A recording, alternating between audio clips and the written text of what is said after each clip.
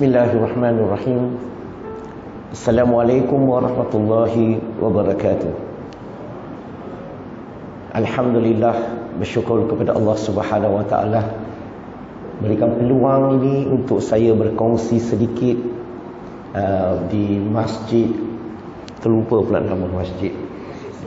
Masjid Sultan Bahia. Alhamdulillah, malam ni kita akan bincang satu tajuk, iaitu soalan lazim yang non-Muslim atau orang yang bukan Islam yang bertanya mengenai Islam. Tapi sebelum itu, sedikit pengenalan tentang diri saya. Nama saya Lim Jui Sun. Lim Jui Sun adalah nama saya sebelum Islam, nama lama. Selepas memeluk agama Islam, nama Islam saya sekarang adalah Lim Jui Sun. Saya tak tukar nama lah. Mungkin ramai orang di sini tak biasa kan dengar orang yang masuk Islam tak tukar nama. Tetapi kalau kita lihat zaman Nabi Muhammad sallallahu alaihi wasallam, kalau lihat para sahabat, ramai di kalangan mereka masuk Islam pun tak tukar nama. Dia bukan sesuatu yang pelik sebenarnya. Mengikut sunnah Nabi Muhammad sallallahu alaihi wasallam, selagi nama orang itu tidak mempunyai unsur syirik, nama orang itu tidak mempunyai makna atau maksud yang tidak elok, baginda tak kacau nama orang. Buktinya Salman Al-Farisi. Salman ni orang Parsi. Dia bukan orang Arab. Nama dia pun orang Parsi. Kenapa Nabi tak suruh dia tukar nama? Buang nama Salman Al-Farisi, tukar nama Arab. Bilal bin Rabah. Bilal pun bukan orang Arab. Dia orang Afrika. Lebih tepat Ethiopia. Dia juga tak tukar nama. Maksudnya sunnah Nabi ini, selagi nama itu tidak mempunyai unsur syirik atau makna yang tidak elok, baginda tak suruh orang tu tukar nama. Okey? Tak macam Malaysia lah. Semua orang masuk Islam kita suruh tukar nama. Tapi niat Malaysia bagus, sebab kita mudah untuk kita mengenali orang tu Islam ke tak Islam. Tapi tujuannya saya kekalkan nama, tujuannya bukan buat hal. Tujuannya nak permudahkan ramai orang bukan Islam yang minat nak masuk Islam tapi belum bersedia nak tukar nama. Nak tahu makna nama saya? Yang tadi syarat tu makna yang baik kan? Lim ni nama keluarga. Lim ini tak ada mengena dengan Lim Guan Eng. Jui, nama kedua saya dituju kepada nama keturunan. Saya berketurunan yang ke-27 dalam pokok keluarga Lim. Sun, nama diri saya. Lim Jui Sun bererti menuju kejayaan. So itulah maksud atau makna nama saya. Okey, so itu sedikit pengenalan tentang diri saya. Kita teruskan kepada perbincangan malam ini, iaitu soalan lazim non-Muslim. Muslimin muslimat yang dirahmati Allah, boleh setuju ke kalau saya kata, Brother Lim kata Islam agama yang paling disalah ertikan?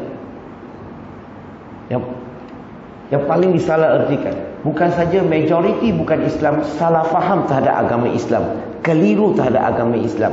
Malahan ada segelintir umat Islam pun kadang-kadang salah faham terhadap agama Islam. Betul atau salah? Dan macam mana boleh wujudnya begitu banyak salah faham di kalangan non-Muslim? Macam mana boleh terciptanya salah faham tu? Ada beberapa sebab yang menyumbang sehinggalah non-Muslim ini banyak bertanya tentang Islam. Ada beberapa sebab. Pertama, media massa. Media massa main peranan yang amat besar yang menyumbang kepada kekeliruan. Kalau kita lihat media massa dunia, siapa yang menguasai? Kita orang Islam ke orang bukan Islam? Yang bukan Islam. Bayangkan mereka bukan Islam, tak tahu bahasa Arab, tak tahu selok-belok Islam, dan mereka yang menyebarkan mesej Islam. Apa akan jadi? Dia akan jadi mesej yang tak tepat, mesej yang tak betul, mesej yang out of context ataupun di luar daripada konteksnya. Dan sering kali mereka menyebarkan sesuatu yang setengah benar. Itu yang banyak menyumbang kepada kekeliruan. Social media. Tambahan lagi, social media kita orang Islam. Kalau kita tengok di Malaysia, social media di Malaysia, Kalau program orang Islam, setuju tak? Majoriti pelakon orang Islam. Tapi jalan cerita orang Islam ini membuat jalan cerita orang Islam ini membuat kita dekat kepada Allah ke jauh daripada Allah? Jalan cerita orang Islam ini biasanya apa? Islamik ke tak Islamik? Atau kurang Islamik? Maka non-Muslim bila dia lihat, wah, dia tengok orang masjid di sini, wow, orang Islam yang baik. Tapi bila tengok kat TV-TV, kat movie-movie ni, wah, ada satu jenis lagi orang Islam, lain macam punya. Disco ada, gangster ada, cicak men ada, banyak cerita hantu ada, hubungan lelaki ada, hijab tak? Tak apa akan jadi. Nampak tak? Social media ni menyumbang kepada banyak kekeliruan. Dan kalau kita lihat di barat saja, orang Orientalis pada tahun 1800 hingga 1950, mereka telah menulis buku. Mereka kaji Islam, mereka menulis buku terhadap agama Islam. Dan tidak kurang daripada 60,000 buah buku yang telah dikarang oleh mereka terhadap agama Islam. Sebahagian besar tu mereka memfitnah agama Islam. 60,000 buah buku. Sama ada kita orang Islam mampu tak nak tulis 60,000 buah buku mengenai Islam tu. Dan non-Muslim begitu rajin sekali. Yang kedua, agama dan budaya telah campur aduk. Di Malaysia ni campur aduk. Kadang-kadang kita tak boleh bezakan mana satu agama, mana satu budaya. Tengok macam sama je. Saya bagi contoh. Orang yang masuk Islam di Malaysia, yang sering kali disuruh tukar nama bapa kepada bin Abdullah atau binti Abdullah. Satu amalan yang kita telah amalkan berpuluh-puluh tahun di Malaysia. Padahal tukar nama bapa ni kepada bin atau binti Abdullah adalah budaya di Nusantara, bukan ajaran Islam, hanya budaya. Dan suatu budaya yang menyusahkan, suatu budaya yang menyebabkan ramai orang tak jadi masuk Islam. Yang ketiga, kadang-kadang kita mempunyai ulama-ulama, ustaz-ustaz, ustazah-ustazah bercakap sesuatu di luar daripada bidang kepakaran mereka. Faham tak? Dia pakar bidang A, tapi dia cakap B, maka dia bagi information yang kurang tepat kepada masyarakat. Dan masyarakat pula tak ada budaya nak siasat. Dan mereka tak kenal siapa yang pakar dalam bidang ini. Macam mana kita nak bertanya? Tanya siapa untuk dapatkan jawapan yang lebih tepat, pandangan yang betul. Nah, itu masalahnya. So, bila seseorang tu menceritakan sesuatu di luar daripada bidang dia, mudah menyumbang kepada kekeliruan. Orang bukan Islam di Malaysia, di satu dunia, mereka menilai agama Islam melihat apa? Melihat Al-Quran dan sunnah Nabi Muhammad SAW, ataupun melihat orang Islam. Mereka menilai Islam melihat sumber Islam ke orang Islam. Mana satu? Dia lihat orang Islam. Betul ke tak betul? Kalau dia jumpa orang Islam yang dalam masjid ini yang baik-baik, oh, Islam agama cantik. Tapi kalau di luar jumpa orang Islam yang kurang asam, orang kita tahu tak kurang asam? Tak betul sikit lah. Maka dia lihat Islam tu tak cantik. Sebenarnya menilai mana-mana satu agama bukan melihat pengikutnya. Sepatutnya kita melihat sumber kitabnya, sumber agama, kitab agama tu. Pengikut ada pilihan, nak ikut ajaran agama tu atau tak nak ikut. Betul ke tak betul? Kita ada pilihan tak? Kita ada pilihan. Tapi sedihnya orang menilai Islam suka melihat umat Islam. Kalau mereka lihat umat Islam, Islam nampak cantik tak? Rasa-rasa? Rasa-rasa cantik ke tak cantik? Maaf saya tanya sikit soalan boleh? Buang anak paling banyak siapa? Penghuni penjara paling banyak siapa? LGBT paling banyak siapa? Bosian bojan paling banyak siapa? Bolui paling banyak siapa? Tahu tak bolui tak ada duit lah, kurang duit mana. Berarti kalau kita lihat semua ini, saya cakap sikit saja. Semua ini, kalau non-Muslim lihat ini, dia akan tertarik tak kepada Islam? Tak. Mereka akan jauhkan diri daripada Islam. Tapi silap mereka adalah nak kenal Islam bukan melihat pengikut Islam. Mana-mana agama pun sama. Sebab nak nilai mana-mana agama, cuba baca kitab suci agama tu, bukan melihat pengikut tu. Tetapi kalau kita mati-mati mau lihat pengikut, boleh. Janganlah lihat pengikut yang paling teruk. Kita lihat pengikut yang terbaik. Betul tak? Contoh yang terbaik adalah Nabi Muhammad sallallahu alaihi wasallam. Setuju tak? Alamak. Setuju ke tak setuju? The best example.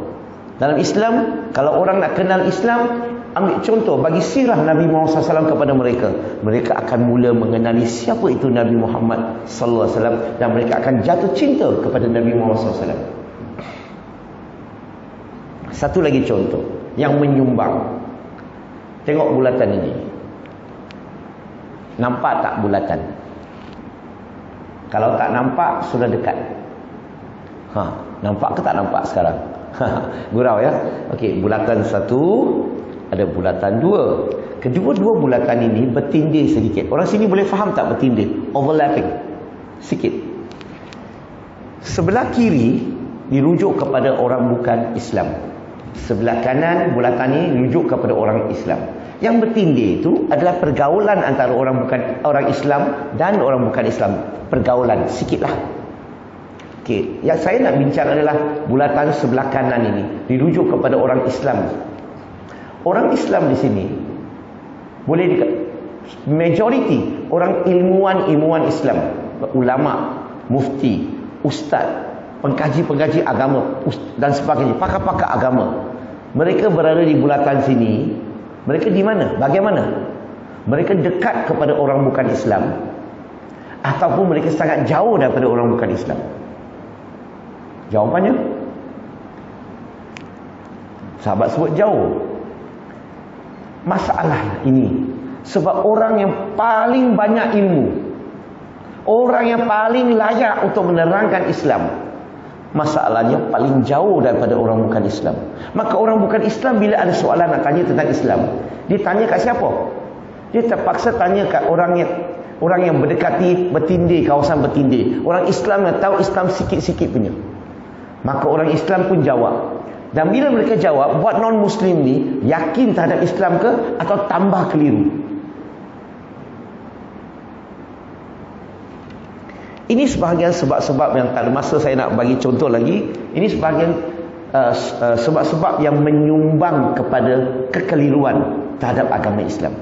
Mari kita lihat apa jenis soalan yang ada daripada non-Muslim. Kita mula simple-simple dulu. Yang pertama, non-Muslim ini bila mereka duduk bersama, mereka bila sebut tentang Islam, mereka akan motivasi satu sama lain. Jangan masuk Islam. Islam ni agama miskin, agama mundur. Dia akan cakap sesama mereka. Dia kata, kalau kamu nak pilih agama, pilihlah agama Buddha. Agama Buddha ni maju, kaya raya. Contoh Singapura, Hong Kong, Taiwan, Korea, Japan, China dan sebagainya. Dia bagi contoh begitu. Kalau tak mau Buddha pun tak apa, pilih Kristian pun bagus. Tengok negara Kristian maju, kaya raya. Tengok Amerika, tengok Britain, tengok Spanyol, tengok France, tengok Germany, tengok Holland dan sebagainya. Negara Kristian tapi maju tak? Kaya raya tak? Yes. Tengok Islam. Negara-negara Islam, Pakistan, Kazakhstan. Pernah dengar tak? Ada tan punya semua ada masalah. Semua negara miskin, negara mundur. Betul? Dia akan bagi contoh.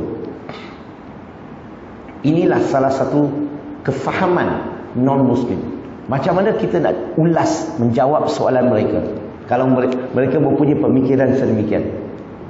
Yang pertama, apa yang mereka sebut tadi itu bukan salah sepenuhnya, bukan salah 100%. Apa yang mereka cerita adalah hanya betul 50%, salah 50%. Betul 50%, salah 50%. Saya tak nafikan memang banyak negara Islam yang miskin dan mundur. Saya tak nafikan. Tetapi banyak negara Islam yang maju kaya raya. Macam Malaysia, Brunei, Qatar, Saudi, Dan banyak negara Islam yang maju kaya raya. Maksudnya apa? Kalaulah kerana pilih Islam akan jadi miskin mundur, maka semua negara Islam akan jadi miskin mundur. Betul tak? Tapi kenapa ada yang maju kaya raya, ada yang miskin dan mundur? Artinya apa? Bukan kerana agama. Sikap seseorang tu, sesebuah negara tu, bukan kerana agama. Kalau kerana agama, semua sepatutnya jadi miskin dan mundur. Dan siapa kata beragama Buddha mesti maju kaya raya? Yang dia tak cerita tu, dia tak cerita tu, cerita sebelah lagi dia tak cerita. Negara Buddha banyak yang miskin dan mundur. Thailand, Laos, Cambodia, lagi apa? Sri Lanka. Okey, banyak negara Buddha yang miskin dan mundur. Sangat miskin, sangat mundur. Yang beragama Buddha. Maksudnya apa? Sekali lagi saya sebut, bukan kerana agama. Kalau beragama Buddha semua akan jadi kaya raya, kenapa banyak negara Buddha yang miskin dan mundur? Berarti tak ada kena-mengena dengan agama. Sikap satu-satu bangsa, satu-satu negara. Dan siapa kata beragama Kristian akan jadi maju kaya raya? Negara Kristian yang miskin mundur lebih banyak daripada yang kaya. Mungkin kita tak nampak kot. Kita hanya nampak Amerika, England. Senang aja nak tengok. Balik rumah, buka buku geografi. Tahu geografi tak? Tengok peta. Kita mula dengan South America. South America ni kita mula dengan Brazil, Argentina, Peru, Paraguay, Uruguay, Ecuador. Mana sama-sama? You bacalah semua nama-nama negara tu, semua negara Kristian. Tapi kenapa mereka begitu miskin, begitu mundur sekali? Sekali lagi, bukan kerana agama. Setuju tak? Filipina, negara Kristian yang begitu miskin sekali, begitu mundur sekali. So, kita kena setuju. Buat non-Muslim setuju, bukan kerana agama.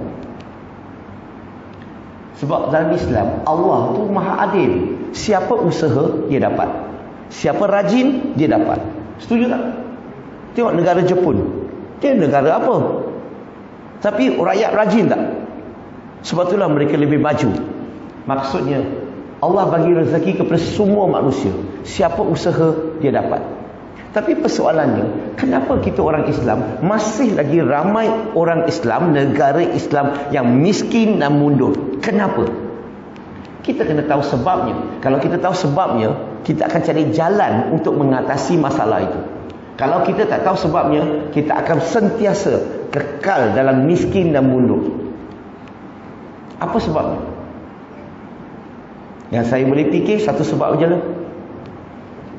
Kita miskin dan kita mundur sebab kita umat Islam hari ini terlalu jauh daripada Al-Quran dan Sunnah Nabi Muhammad SAW. Terlalu jauh. Apa maksud jauh? Kehidupan kita jarang-jarang kita berpandu kepada Al-Quran dan Sunnah. Kita banyak berpandu kepada otak kita. Kita berpandu kepada apa pemikiran masyarakat. Tapi kalau kita orang Islam pegang teguh kepada Al-Quran dan Sunnah Nabi Muhammad SAW, kita umat Islam akan jadi bangsa, kita orang Islam akan jadi manusia yang paling berjaya di dunia ini. Sebab apa? Sebab kita pernah ada sejarah Islam memimpin dunia. Islam pernah dilihat pandang tinggi oleh seluruh dunia. Sebab apa? Islam yang paling maju, paling kaya raya, paling advance dalam setiap bidang. Islam pernah. Sebab apa? Sebab orang dulu-dulu mereka pegang teguh kepada ajaran Islam, Al-Quran dan Sunnah Nabi Muhammad SAW. Hari ini Al-Quran ini biasanya dianggap sebagai kitab suci saja.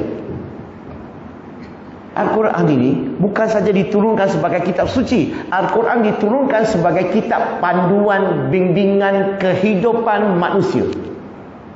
Tapi hari ini berapa kerap kita buka Quran, kita kaji, kita faham, kita amalkan kajian, kita sampaikan, kita mempertahankan Islam daripada serangan luar dan dalam. Ataupun Quran sekadar letak kat rumah, janji ada Quran, tulis-tulis sikit gantung kat dinding. Apa lagi? Oh, bila kahwin kita keluarkanlah. Bila kematian kita keluarkanlah. Adakah itu tujuan Quran diturunkan?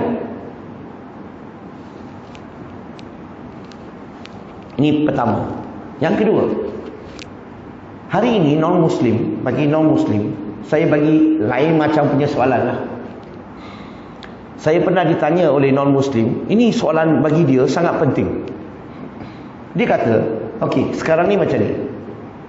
Dia kata, kalau Islam sampai kat dia, dia tak nak terima. Sekarang ni dia usia 30 tahun dah, dia menolak. Dan dia mati 60 tahun. Maksudnya, dia menolak kebenaran selama 30 tahun. Dia tanya saya, kalau dia mati, masuk mana? Saya cerita, pertama, dalam agama Islam, bila kebenaran sampai, kita terima, kita beriman. Bila kebenaran sampai, kita menolak, sengaja menolak, kita kena jawab. Betul tak? Kalau Islam tak sampai, itu lain cerita. Sekarang ni dia tanya, Islam sampai dia menolak 30 tahun dan dia mati. Dia mati masuk neraka berapa lama? Dia nak tanya berapa lama pula. Tapi tanya orang Islam cakap apa? Selama-lamanya. Betul? Wah, dia pula marah. Mana masuk akal? Apa punya agama? Saya hanya menolak 30 tahun. Saya buat silap 30 tahun. Hukum saya lah 60 tahun ke? Tapi kenapa nak masuk saya di api neraka selama-lamanya? Apa logiknya? Wah, dia cabar saya macam tu. Kurang asam betul. Saya cakap dengan dia, isu di sini bukan jangka masa. Bukan berapa panjang masanya, berapa pendek masanya. Bukan. Isunya adalah tahap jenayah. Tahu tak tahap jenayah? Dalam agama Islam, dosa paling besar apa? Syirik kepada Allah Subhanahu Wa Taala. Betul ke? Dia menolak tauhid, dia pergi sembah berhala, dia syirik tak? So isunya bukan jangka masa, isunya adalah tahap jenayah. Saya bagi contoh, mungkin senang orang nak faham. Nauzubillah. Contohnya seorang wanita kena rogol. Nauzubillah. Contoh tak cantik tapi sebagai contoh saja. Okey, ini yang saya boleh fikirlah kan. Okey, kita dapat tangkap si perogol itu, bawa ke muka pengadilan, bawa ke mahkamah dan hakim jatuhkan hukuman kepada lelaki si perogol itu. Masuk penjara 30 tahun, kena 30 kali sebatan. Wah, lelaki ni komplain. Apa punya hakim? Saya baru enjoy tak sampai 1 jam. You nak hukum saya 30 tahun, 30 sebatan? Sepatutnya hukum saya 2 jam ke 3 jam penjara. Isu di sini bukan masanya, berapa panjang, berapa pendek. Isunya adalah tahap jenayah. Ya, bagi kamu, bagi dia 1 jam, bagi wanita tu seumur hidup. Tahu tak wanita yang nauzubillah, betul tak? Kalau sesuatu ini yang berlaku terhadap diri mereka, dia malu tak dengan masyarakat? Dia kemungkinan tak dia mengandung? Dan dia trauma tak sekarang nampak lelaki? You rosakkan hidup wanita itu. Sebab itulah bukan masa 1 jam untuk kamu. Itu adalah tahap jenayah. Kamu rosakkan kehidupan wanita itu. Itulah tahap jenayah. Sama juga dalam Islam. Kalau dia menolak dan disyirik kepada Allah, bukan pasal sekadar tolak, tetapi berlaku syirik kepada Allah, maka itu dosa yang paling besar dalam Islam. Surah An-Nisa surah keempat ayat 48 dan juga ayat 116. Satu-satunya dosa yang Allah tak akan ampun, melainkan orang tu bertaubat. Setuju tak? So kita kena bagi dia faham. It's not the time, the period of time, how long or short. It is the degree of the crime. Tahap jenayah tu. Biasa dengar tak orang Islam, kefahaman kita lah, kita kata non-Muslim menyembah patung berhala. Betul ke? Sebenarnya lebih tepat, mereka ni sembah menghala ke arah berhala itu. Mereka menjemput Tuhan datang ke situ. Boleh faham ke? Kalau kita kata dia sembah berhala, dia kata tak, aku tak sembah berhala, aku sembah Tuhan. Aku jemput Tuhan datang ke situ. Tapi dari sudut kita, mereka sembah berhala. Boleh faham? So kita tuduh mereka sembah berhala, mereka pun tuduh balik. You orang Islam pun sama juga. Bila kita solat, kita menghala ke arah mana? Kita kata Kaabah. Kamu juga sembah berhala. Hanya berhala kamu ni jauh dan kurang handsome. Nah, ramai yang orang sembah berhala, dia ingat kita sembah Kaabah. Padahal Allah berfirman dalam Quran, dalam surah Al-Baqarah surah kedua ayat 149. Yang Allah sebut tentang apa? Allah sebut tentang Allah perintahkan kita dulu, asalnya kiblat kita menghala ke Masjid Al-Aqsa. Dan Allah perintahkan kita untuk berpindah ke arah Masjidil Haram. Is the direction, arah itu. Bukan bangunan itu. Is the direction, menghala ke arah itu. Kenapa satu arah? Untuk menunjukkan kesatuan, unity. Dan kalau kita nak buktikan kepada non-Muslim, kita tak sembah Kaabah, senang aja. Macam mana? Kita hanya perlu pergi ke Mekah. Kalaulah kita just imagine sajalah, kita dapat bawa Kaabah tu, pindah Kaabah tu, letak dekat Kedah Al-Usta. Lepas ini manusia di dunia solat menghala ke Al-Usta ke menghala ke Masjidil Haram? Tetap Masjidil Haram, betul tak? You pindahlah mana pun, itu menunjukkan apa? Itu jelas membuktikan kita tak sembah Kaabah. Kalau kita sembah Kaabah, you pindah ke Al-Usta, kita solat menghala ke arah Al-Usta. You pindah kat mana? India, kita solat menghala ke India contohnya. Mana-mana saja. Ini jelas buktikan kita tidak sembah Kaabah. Kalau orang yang sembah berhala, you cuba alihkan berhala itu. Asalnya kat sini, you cuba alih kat situ. Orang yang sembah berhala datang sini kan datang situ pula. Dia akan pergi ke situ. Betul tak? Itu menunjukkan jelas kita tidak sembah Kaabah. Okey, contoh lagi. Zaman Nabi Muhammad sallallahu alaihi wasallam, seorang sahabat yang bernama Bilal bin Rabah radhiyallahu anhu. Kenal ke Bilal? Dia selalu panjat atas Kaabah, pijak Kaabah, dan dia beri azan. Kalau kita sembah Kaabah, berani tak kita nak pijak Kaabah? Berani tak?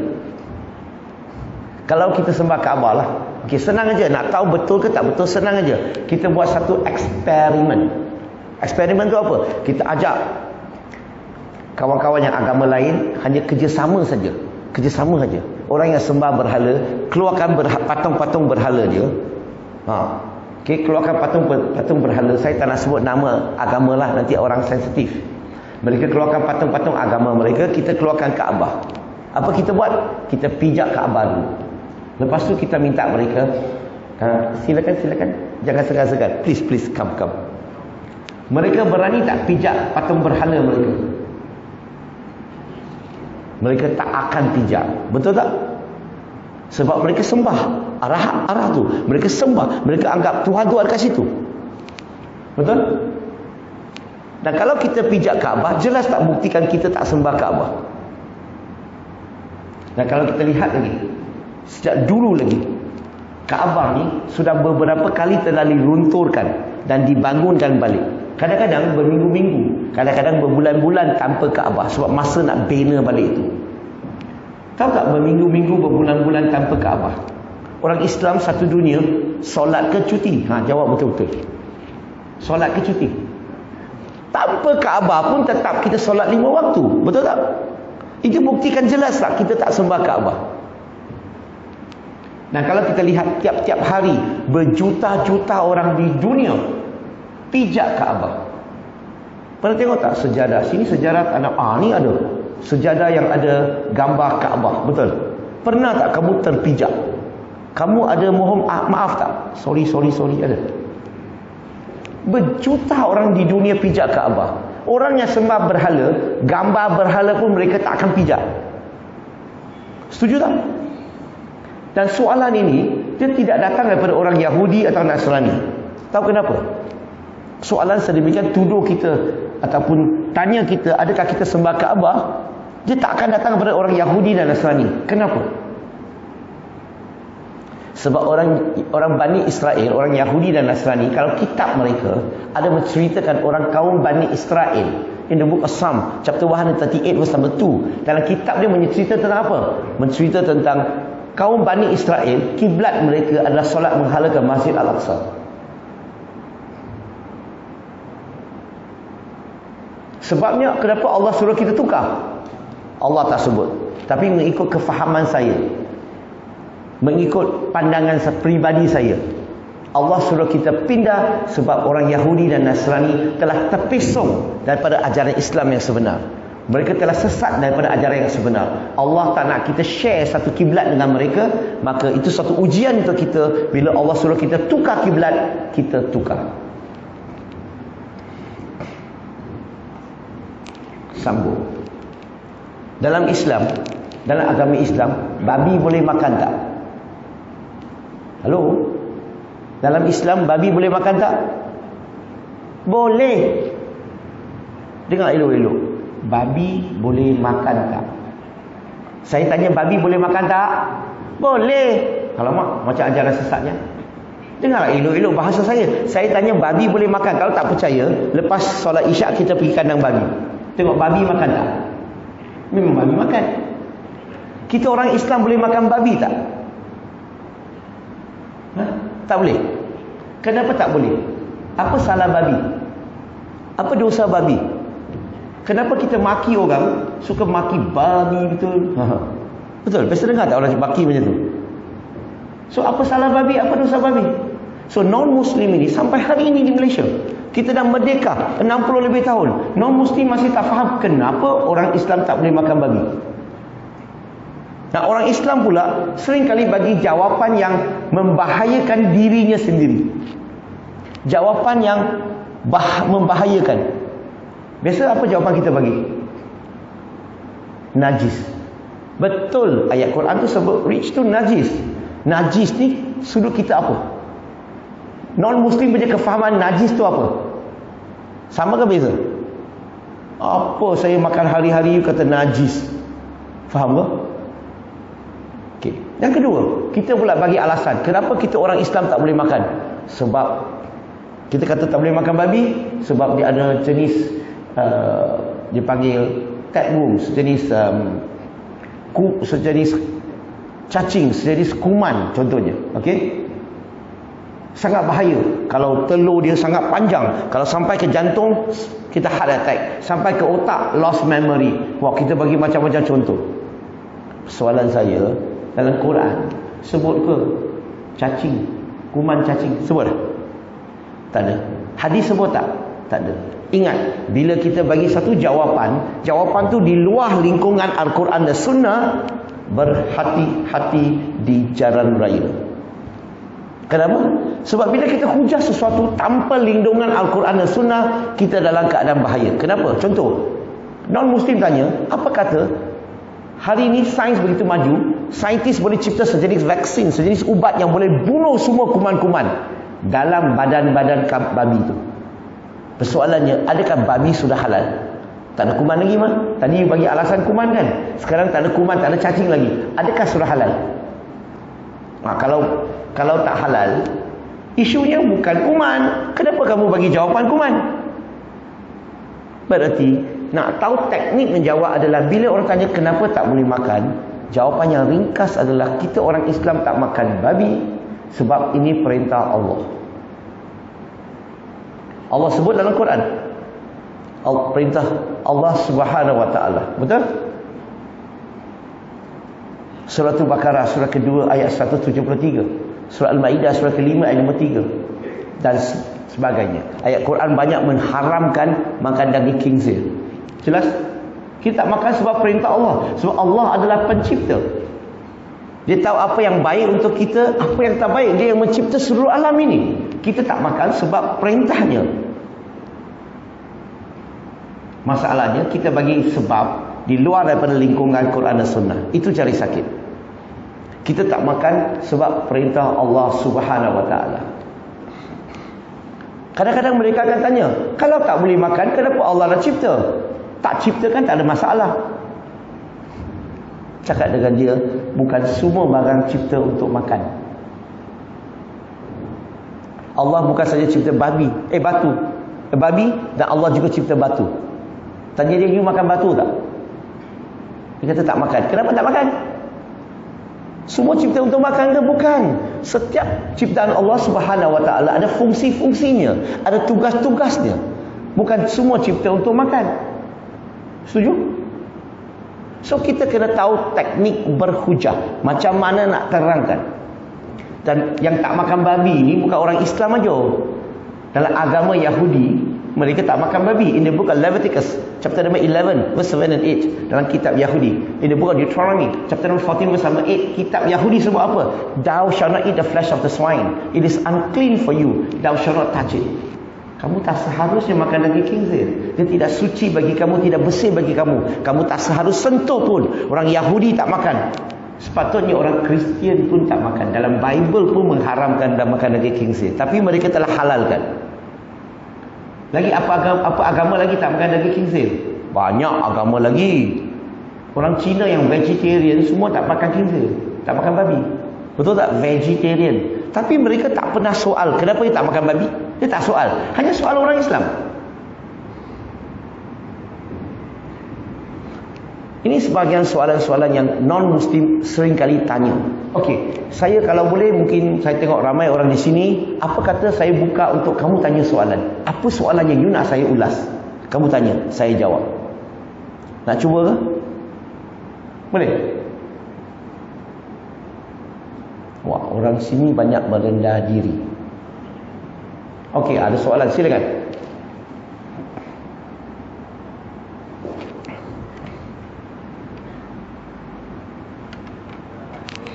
Waalaikumsalam terlebih. Depanlah sikit. Saya tak makan you. Dia pegang mic. Pegang mic. Yes. Assalamualaikum warahmatullahi wabarakatuh. Saya Muhammad Lutfi dari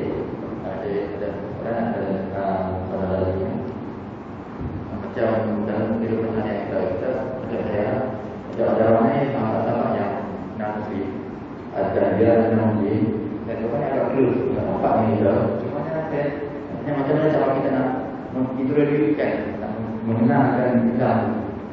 Dan kita lebih baik memang hidup sekarang ini pun kan. Cuma kita nak kenal Islam, dia ada perasaan macam takut dia salah gitu kan.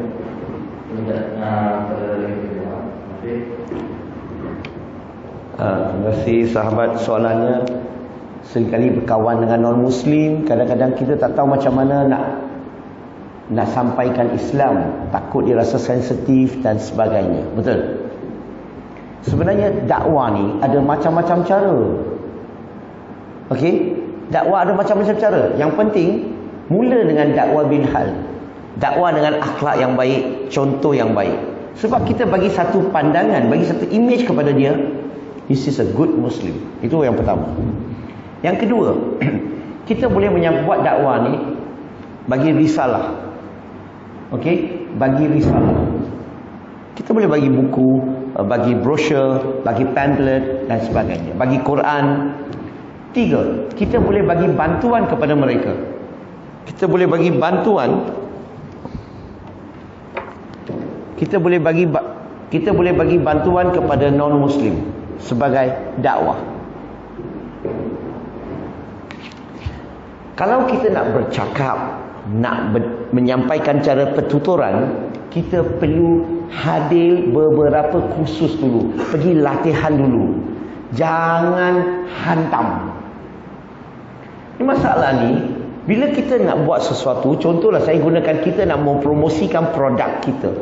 Perlu tak kita ada product knowledge? Perlu tak kita tahu teknik presentation? Perlu tak kita tahu macam mana nak yakinkan orang, mula daripada mana?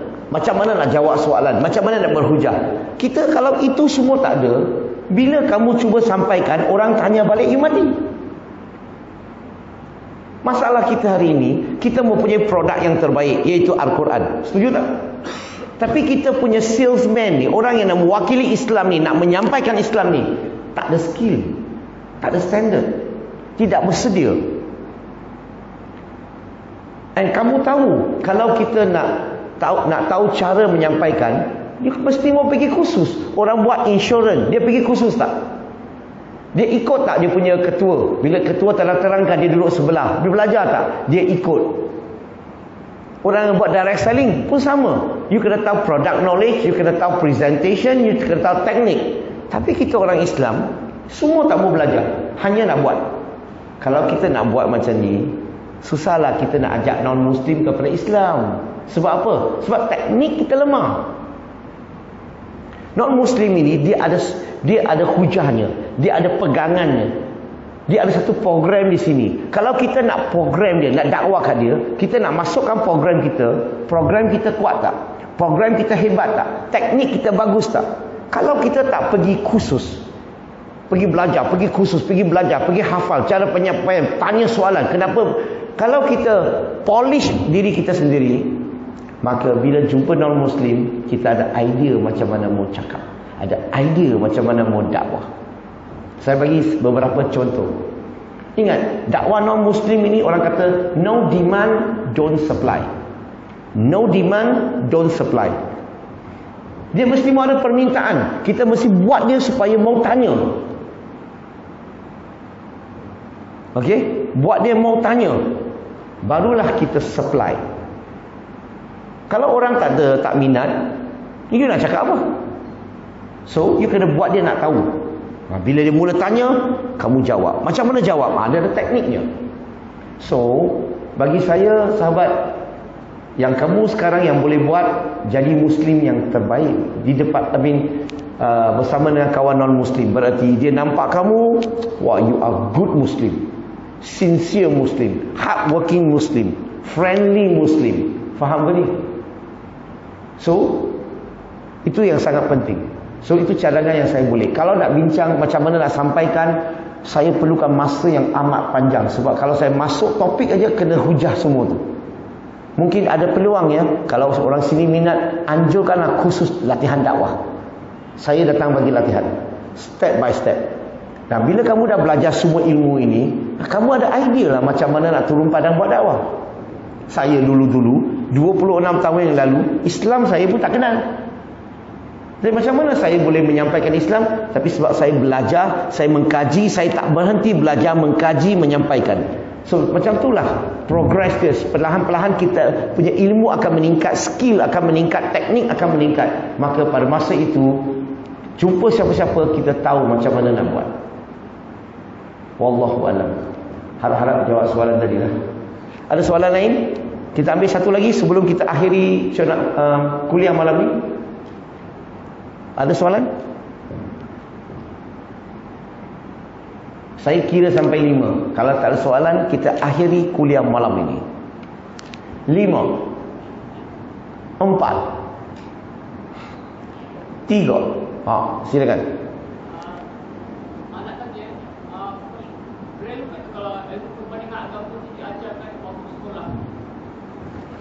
Soalan yang sangat bagus. Saya ulang soalan ni. Sahabat tanya, wah, ni muda ni, budak ni. Saya tengok, sorry lah, saya tengok you muda. Saya pun muda juga. Saya selalu 28 tahun. Sejak dulu orang tanya saya, tiap-tiap kali tanya, Brother Lim, umur berapa?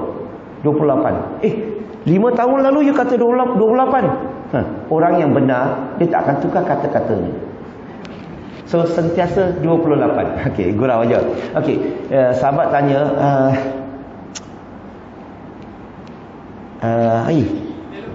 relevan apa?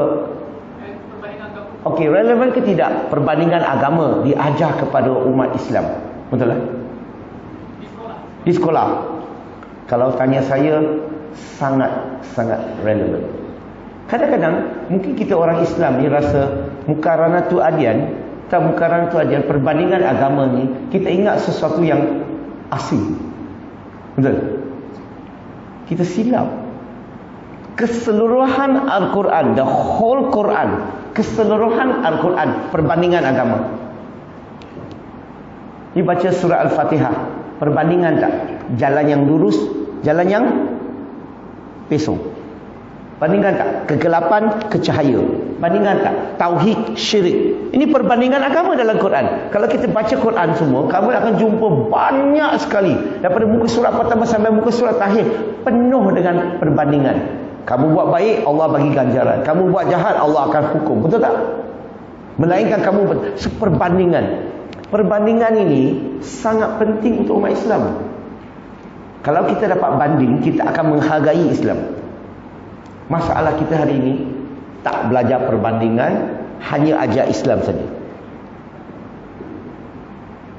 Dan kita tak biasa, tak belajar perbandingan. Non-Muslim, dia ada hujahnya. Bila dia sampai kepada kamu, kamu tak biasa dengar, kamu mungkin akan keliru. Maka perbandingan tu buat seseorang tu menghargai, dapat bezakan kebatilan dengan kebenaran. Wah, dia akan rasa semangat, dia akan rasa confident. Tak ada sesiapa boleh kacau dia. Sebab itulah perbandingan agama ni bagi diri saya amat penting dipelajari di sekolah. Daripada sekolah rendah pun lagi kita kena mengajari. Supaya apa?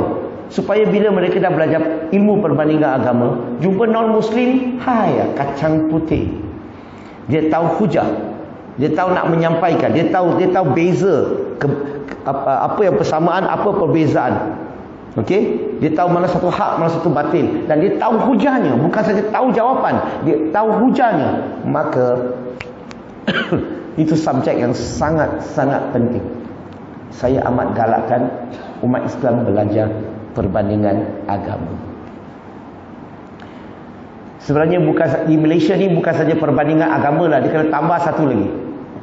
Kita umat Islam bagi saya lah seolah-olah amat digalakkan untuk belajar usul fiqh, kawaid fiqhiyah dan maqasid syariah. Saya amat galakkan kita belajar. Sebab berlaku hari ini dalam dalaman Islam sendiri kita berpecah belah. Kita mempunyai perbezaan pandangan, kita kadang-kadang tuduh menuduh. Betul ke? Ada kemungkinan tak dia khilaf? Ada kemungkinan tak kadang-kadang perkara itu khilaf? Sebab ini manhaj mazhab ini, manhaj mazhab ini dan sebagainya. Kalau kita belajar usul fiqh, macam contoh kita tengok TV kan. Saya tak tengok TV ya. Saya tak ada TV pun. Tapi point di sini ada satu program kat TV. Dululah, sekarang saya tak ikut lagi. Dulu saya pernah dengar orang kata ada satu program dipanggil Tanyalah Ustaz. Pernah dengar? Itu program yang bagus. Bila orang tanya soalan, Ustaz bagi jawapan. Cantik, alhamdulillah. Satu perkara saja tak ada, kekurangan. Kadang-kadang Ustaz tidak menjawab, tidak bagi tahu kita macam mana dia dapatkan hukum ini. Dia terus bagi jawapan. Dia tak bagi tahu, kenapa dia dapat jawapan ini, kenapa dapat hukum ini, sebab hujahnya macam ni. Ini kita tak belajar. Maka kita apa-apa cakap, Ustaz cakap, apa cakap, ulama cakap. You sendiri tak tahu kenapa begitu.